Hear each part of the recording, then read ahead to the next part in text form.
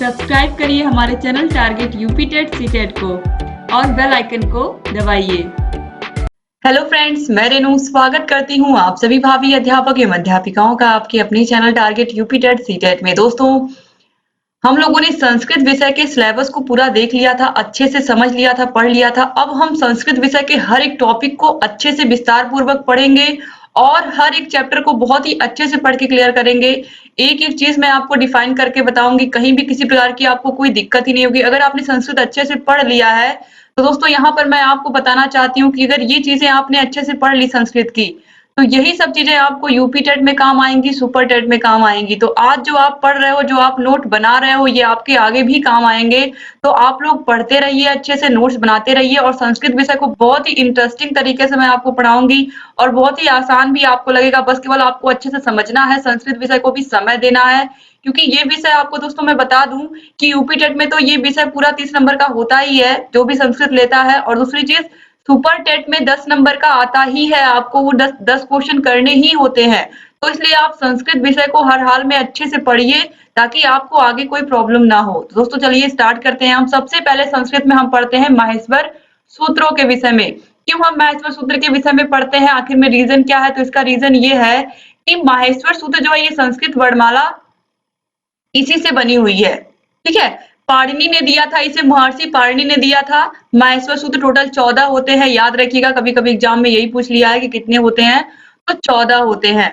और माहेश्वर सूत्र बहुत ही महत्वपूर्ण है और इन्हीं सूत्रों से संस्कृत वर्णमाला बनी है और संस्कृत भाषा से ही हिंदी भाषा बनी है। तो आप समझ सकते हैं कि ये कितनी महत्वपूर्ण है, ये पूरा ये कितने महत्वपूर्ण है ये सूत्र। तो चलिए हम याद करने का तरीका देखेंगे कि इन सूत्रों को हम याद कैसे करेंगे, क्योंकि अगर आप याद नहीं करेंगे तो आप प्रत्याहार नहीं बना पाएंगे। तो इसलिए इनको याद करना बहुत जरूरी है। तो इनको आप याद कर डालिए, लिख करके किसी भी तरीके से। सबसे पहले यहाँ पर आप देखिए कि जितने भी सूत्र आपको दिख रहे हैं, इसमें जो सबसे लास्ट वर्ड आपको दिख रहे हैं, जो सबसे लास्ट है, उनमें देखिए हलंत लगा हुआ है। तो हलंत का मतलब क्या होता है?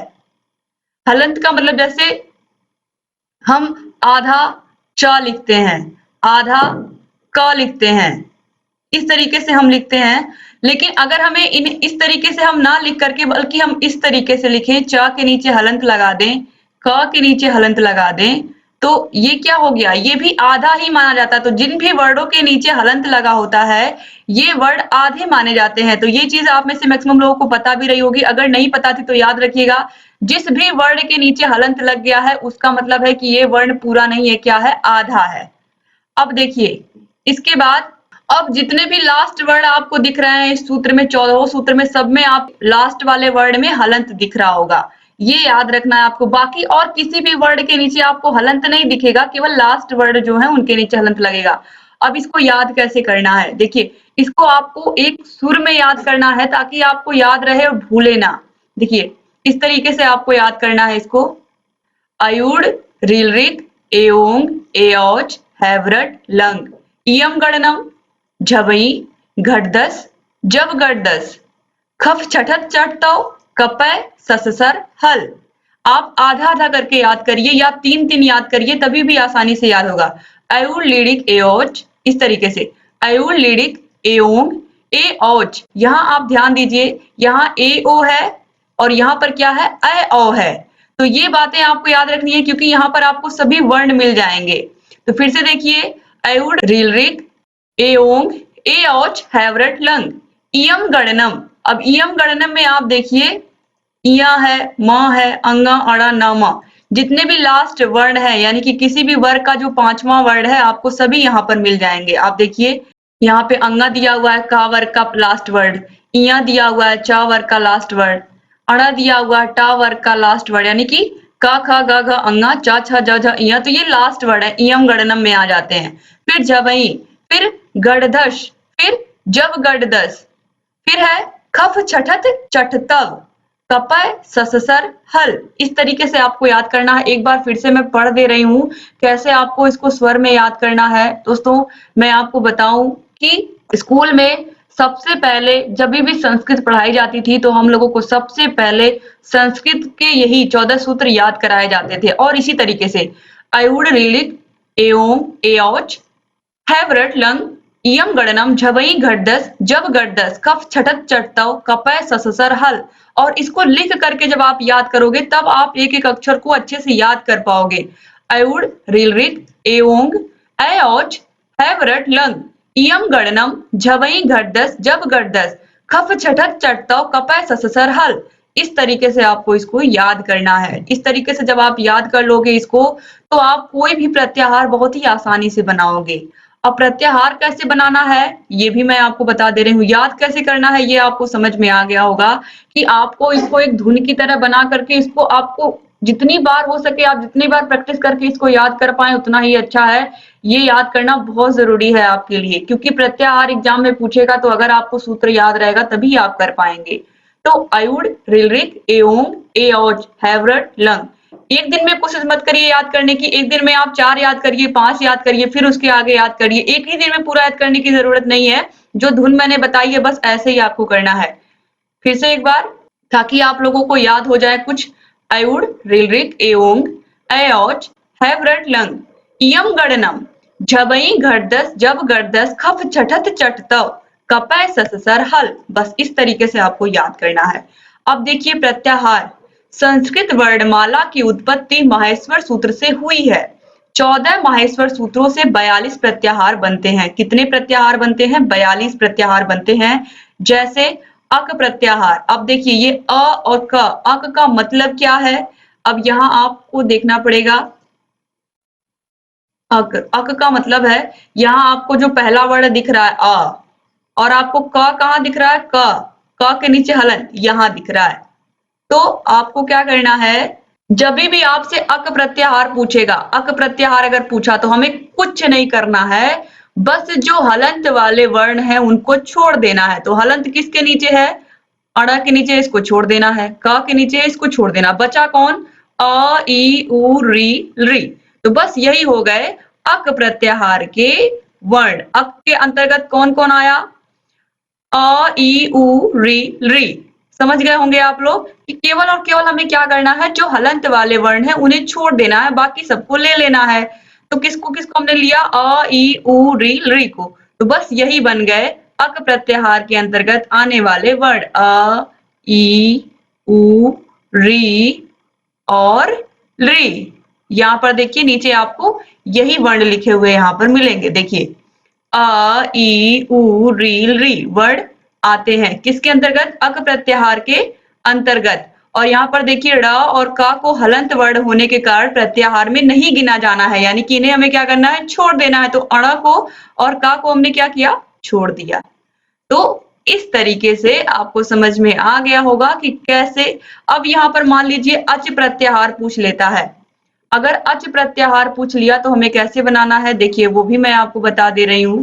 अगर अच प्रत्याहार पूछता है, कोई भी पूछेगा आप बहुत आसानी से बना लेंगे। तो अगर अच पूछता है तो आ तो हमें मिल गया। अब हमें च ढूंढना है। च के नीचे हलंत कहाँ है? च कहाँ है? यहाँ आपको अयौच में मिलेगा। तो ये जो च है आपको क्या करना है, अब यहाँ पर अच प्रत्याहार आपको अ और च मिल गया, अच मिल गया। अब इसके बीच में जितने भी वर्ण हैं इसमें से हलंत को क्या करना है? हमें छोड़ देना है। इसको कट किया, क को कट किया, अंग को कट किया और च को। अब हमें गिन डालना है।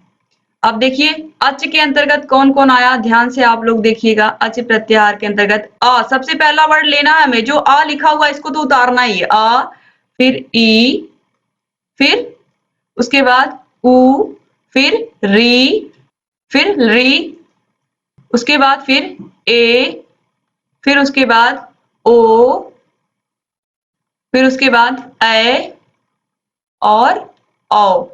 बस यही इतने हो गए अच प्रत्याहार के वर्ण।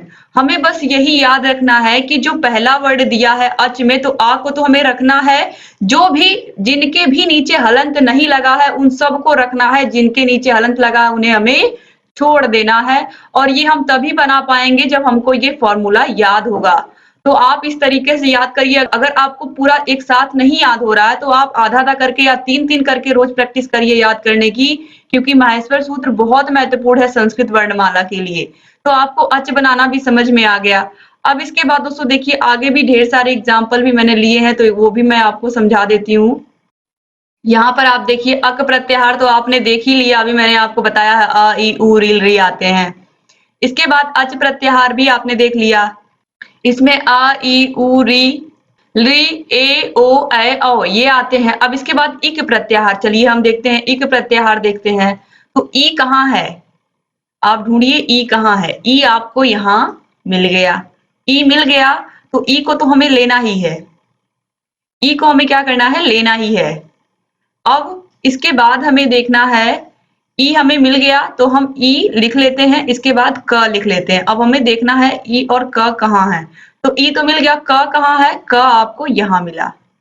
तो बस आपको समझ में आ गया होगा क्या करना है, हमें ई को तो लेना ही है, फिर ऊ को लेना है, फिर उसके बाद अड़ को कट कर देना है, फिर हमको री को लेना है, फिर हमको री को लेना है और फिर क को भी कट कर देना है। तो यहाँ पे हमें क्या मिल गया, एक के अंतर्गत ई उ री और री, ये 4 वर्ड मिले हमें। अब इसके बाद दोस्तों देखिए यहाँ पर एंग, एंग प्रत्याहार क्या है, बहुत ही आसान है। देखिए एंग प्रत्याहार आप यहाँ पर पाएंगे, ये देखिए एक सूत्र में भी प्रत्याहार बनता है। आप देखिए ये पूरा एक सूत्र है एओंग, तो ए और अंगा यही पूछा है, तो ए को तो हमें लेना ही है, ए हो गया इसके अंतर्गत और ओ हो गया बस, और हलंत को हमें क्या करना है, छोड़ देना है। तो ए और ओ यही 2 वर्ड हो गए एंग के अंतर्गत। आप देखिए एंग के अंतर्गत कौन आया, ए और ओ आ गए। इसके बाद एच प्रत्याहार दिया हुआ है, तो एच हमें देखना है, एच कहाँ है, ये हुआ, ये देखिए एच में आप देखिए ए यहाँ पर है, च कहाँ है, यहाँ है। तो हमें क्या करना है, हलंत को छोड़ना, हलंत वर्ड यहाँ से कट गया, ए मिला, ओ मिला, ऐ मिला, औ मिला। तो एच प्रत्याहार के अंतर्गत कौन कौन आ गया, एच प्रत्याहार के अंतर्गत आ गया ए, ओ, ऐ और औ, बस यही आ गए एच प्रत्याहार के अंतर्गत। तो इस तरीके से हमें ये बनाना है। दोस्तों इस तरीके से आपने एच प्रत्याहार भी देख लिया। अब इसके आगे दोस्तों देखिए यण प्रत्याहार, यण प्रत्याहार भी बहुत आसान है। आप देखिए है वरट में आपको य मिलेगा, यहाँ पर या तो हमें लेना ही है, इसके बाद यहाँ पे ड़ है, तो इसको हमें छोड़ देना है। अब यण प्रत्याहार के अंतर्गत आप देखिए य आ गया, व आ गया, र आ गया, ट को कट किया, ल आ गया, तो य व र और ल, बस यही वर्ड हो गए यण प्रत्याहार के अंतर्गत। तो यण प्रत्याहार आप देखिए यहाँ पर य र ल और व, तो यहाँ पर भी आपको वही देखने को मिलेगा य र ल और व। इसके बाद है दोस्तों खर प्रत्याहार, खर प्रत्याहार चलिए देखते हैं हम, ख और र हमको कहाँ मिलेगा, ये रहा ख और ये रहा र। तो हमें क्या करना है, आप समझ गए होंगे, हलंत वर्ड को काट देना है, ये कट किया। अब देखिए अब बचा कौन, ख र, तो ख को हमें लेकर के ही चलना है, ख फ छ ठ थ च ट त क प श श श, बस इतने वर्डों को हमें लेना है। तो यहाँ पर आप देखिए लिखा हुआ है ख फ छ ठ त च ट त क प श श श। अब इसके बाद जस प्रत्याहार, जस प्रत्याहार आपको कहाँ मिलेगा, यहाँ पर आप देखिए ज और श, जब गट दस, तो ज ब ग ड द, बस हलंत वर्ड को छोड़ देना है। तो इस तरीके से प्रत्याहार बनते हैं। तो उम्मीद करती हूँ आपको प्रत्याहार बनाना भी समझ में आया होगा, और जो मैंने माहेश्वर सूत्र बताया ये भी आपको समझ में आया होगा। इसी तरीके से आपको, अगर आपको ये सूत्र पूरा याद है अच्छे से, तो आप कोई भी प्रत्याहार बहुत ही आसानी से बना सकते हैं, बहुत ही आसानी से। बस आपको ये पूरा सूत्र लर्न होना चाहिए, और आपको ये बात मैंने बताई है, जितने भी लास्ट वर्ण है उन्हीं के नीचे हलंत है। बाकी आप देखिए सामने और बीच वाले वर्णों में आपको कहीं भी हलंत नहीं मिलेगा। तो इस तरीके से आपको इसको पूरा याद रखना है, ताकि आप अच्छे से एग्जाम में स्कोर कर पाएं और सभी विषयों को अपने प्रिपेयर कर पाएं। तो दोस्तों उम्मीद करती हूँ आपको आज की वीडियो पसंद आई होगी और ये पूरी चीजें आपको समझ में आई होंगी। अगर ये वीडियो आपको पसंद आई है तो प्लीज अपने कॉलेज के फ्रेंड्स को जरूर शेयर कर दीजिएगा, अपने कॉलेज के ग्रुप में, व्हाट्सएप ग्रुप, टेलीग्राम ग्रुप, जहां पर भी आपके कॉलेज का ग्रुप है, जिससे अधिक से अधिक प्रशिक्षु संस्कृत विषय की तैयारी अच्छी कर पाए अपने 3rd सेमेस्टर में। और जहां कहीं भी कोई भी समस्या आ रही है हमसे पूछते रहें। यहाँ आई बटन पर क्लिक करके आपको थर्ड सेमेस्टर की सभी विषयों की लिंक मिल जाएगी। आपको पता है आपका first paper, second paper science यानी कि फर्स्ट पेपर शैक्षिक मूल्यांकन पूरा पढ़ा दिया गया है, सेकंड पेपर समावेशी शिक्षा पूरा पढ़ा दिया गया है, विज्ञान पूरा पढ़ा दिया गया है। तो इस तरीके से आपके सभी विषय अच्छे से हम पढ़ा दे रहे हैं ताकि आपको किसी प्रकार की कोई समस्या ना रहे आगे चल करके और आपकी प्रिपरेशन बढ़िया हो। तो आप लोग प्लीज अब संस्कृत विषय को भी ध्यान से पढ़िए और अपने कॉलेज फ्रेंड्स को भी जोड़िए हमसे। और अगर अभी तक आपने चैनल को सब्सक्राइब नहीं किया है तो प्लीज सब्सक्राइब कर दीजिए और बेल आइकन को भी प्रेस कर दीजिए ताकि हम जो भी नई वीडियोस बनाते हैं उन सभी का नोटिफिकेशन आपके पास समय से जाए और आप बिना मिस किए सभी वीडियोस को देखते रहें। एक बार फिर से आप सभी भाई बहनों का बहुत बहुत शुक्रिया वीडियो पूरा देखने के लिए। मिलते हैं नेक्स्ट वीडियो में, तब तक अपना ख्याल रखिएगा, अपने परिवार का ख्याल रखिएगा। और अगर अभी तक चैनल को ज्वाइन नहीं किया तो प्लीज चैनल को ज्वाइन कर लीजिएगा। ज्वाइन बटन पर क्लिक करके आपको ज्वाइन करना है। इससे आपको सभी विषयों के नोट्स, हैंड रिटन नोट्स जो मैंने बनाए हैं आपको मिलेंगे और आप अपनी तैयारी को और बेहतर कर पाएंगे। तो दोस्तों मिलते हैं नेक्स्ट वीडियो में। जय हिंद।